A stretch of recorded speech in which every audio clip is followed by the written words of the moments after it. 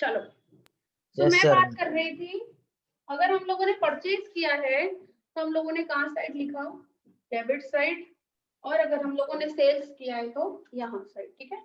Credit side.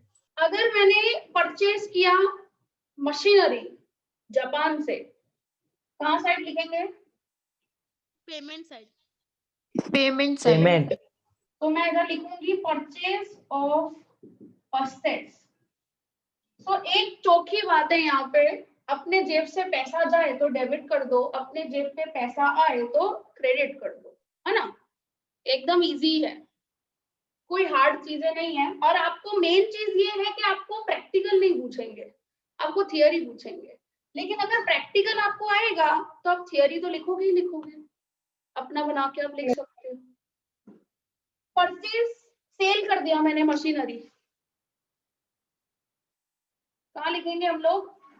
Revenue credit side. तो cell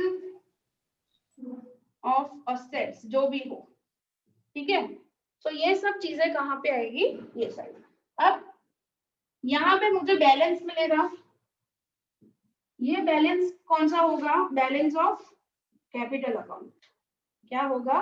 balance of capital account. आपने देखा कि करंट अकाउंट में ऐसी चीजें लिखी हुई है जो एक ही साल में ट्रांजैक्शन हो रहा हो, लॉन्ग टर्म ट्रांजैक्शन नहीं है, विद इन 1 ईयर ही हम लोग कुछ परचेज कर रहे हैं और यहाँ पे सेल कर रहे हैं। गुड्स और सर्विसेज रिलेटेड मोस्टली यहाँ पे क्या बात की है? गुड्स और सर्विसेज रिलेटेड करंट अकाउंट के अंदर। कैपिटल अकाउंट के अंदर हम लोग बात कर रहे हैं गुड्स नहीं, असेट्स रिलेटेड। इसके रिलेटेड हम लोग परचेज सेल की बात कर रहे हैं, असेट्स रिलेटेड जो लॉन्ग टर्म हो, और ये लोन्स वगैरह रिलेटेड जो लॉन्ग टर्म हो। मुझे बताओ, 1 साल का इंडिया लोन लेगी?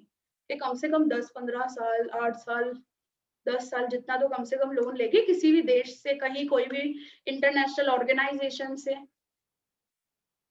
तो ये जो लॉन्ग टर्म वाली जितनी भी चीजें हैं वो हम लोग लिखते हैं कैपिटल अकाउंट में। और ये जो जितनी भी विद इन 1 ईयर जितना भी हम लोगों ने ट्रांजैक्शन किया है, गुड्स और सर्विसेज रिलेटेड। तो गुड्स में जैसे रॉ मटेरियल्स आ गया या फिर नॉर्मली गुड्स आ गया, असेट्स नहीं, गुड्स। तो गुड्स और सर्विसेज कहाँ पे आएगी चीजें? करंट अकाउंट में लिखी जाती है।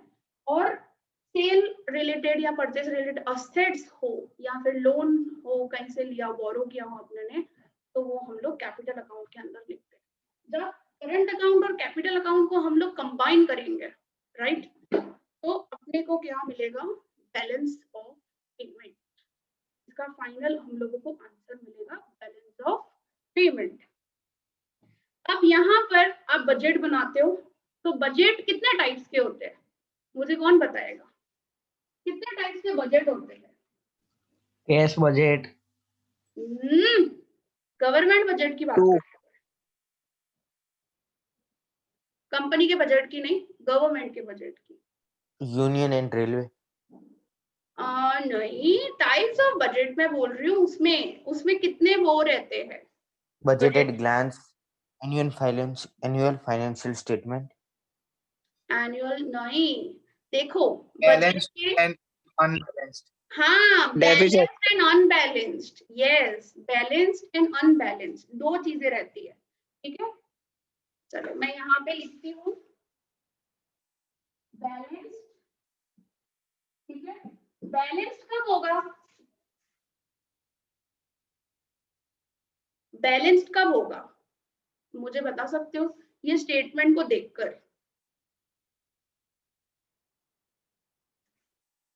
बैलेंस्ड कब होगा? Every 1 year. नहीं, क्या बोल रहे हो? बैलेंस्ड क्रेडिट एंड डेबिट जब इक्वल दोनों होगा। साइड का इक्वल टोटल है। हाँ, जब दोनों साइड इक्वल हो तो हम लोग यहाँ पे लिख सकते हैं कि क्रेडिट इक्वल्स टू डेबिट। जब ये दोनों इक्वल हो तो हम बोलेंगे कि बैलेंस्ड है दोनों साइड, कि भाई क्रेडिट और डेबिट सेम है।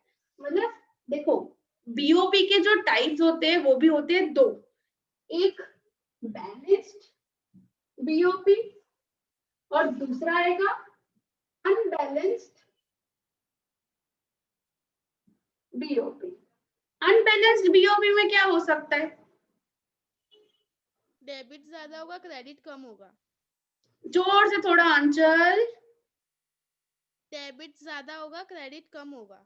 अच्छा, तो इसके दो चीजें हो सकती है, कोई भी एक ज्यादा है एक कम है। अगर क्रेडिट ज्यादा है डेबिट कम है, या डेबिट ज्यादा है क्रेडिट कम है, दो चीजें हो सकती है। तो एक आएगा डेफिसिट बीओपी, एक आएगा सरप्लस। एक मिनट,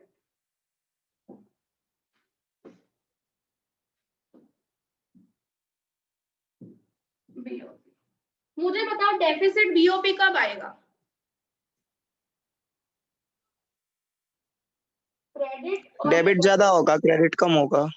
तो ये ग्रेटर देन, ठीक है, मैं ये वाली साइन ऐसे लगा रही हूँ, डेबिट ज्यादा क्रेडिट कम, ठीक है। और सरप्लस बीओपी कब होगा? क्रेडिट ज्यादा, डेबिट कम। ऑपोजिट।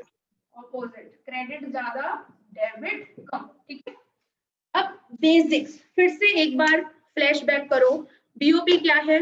बीओपी में ऐसे ट्रांजैक्शन, एक अकाउंटिंग स्टेटमेंट है, ऐसे ट्रांजैक्शंस इंडिया के लिखे जाते हैं जो किसी और कंट्री के साथ उसने किए हो, related with importing, exporting, purchasing, selling of assets, किसी और कंट्री के साथ, ठीक है, विद इन कुछ नहीं, और कंट्रीज के साथ, रेस्ट ऑफ द वर्ल्ड के साथ जो ट्रांजैक्शंस किए हो इंडिया ने, उसको रिकॉर्ड करने के लिए हम लोग एक स्टेटमेंट बनाते हैं जिसको हम लोग नाम देते हैं balance of payment.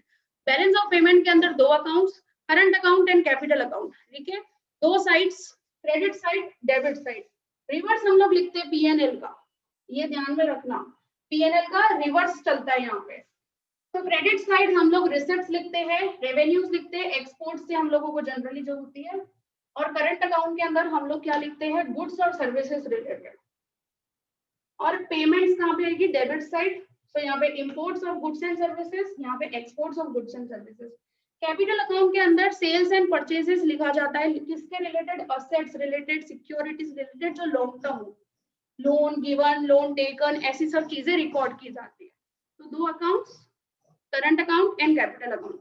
Basic basic चीजें याद करते जाओ, क्योंकि बीओपी 3 मार्क का शॉर्ट नोट पूछ सकते हैं, या फिर ऐसे पूछ सकते हैं what is BOP, state the types of accounts of the BOP. तो बताओ कि दो अकाउंट्स होते हैं, करंट अकाउंट, कैपिटल अकाउंट। फिर आपसे पूछ सकते हैं कि what is current account, what is capital account. फिर आपसे पूछ सकते हैं कि how many types of BOP. तो there are two types of BOP, balanced BOP and unbalanced BOP. Balanced BOP means when credit side is equals to debit side is known as balanced BOP, or unbalanced BOP divided into two parts, deficit BOP and surplus BOP. So deficit BOP में expenditures ज्यादा, मतलब debit side ज्यादा compare to credit side. Imports, देश import ज्यादा करता है export से, और सरप्लस बीओपी मतलब एक्सपोर्ट ज्यादा करना, credit side greater than debit side.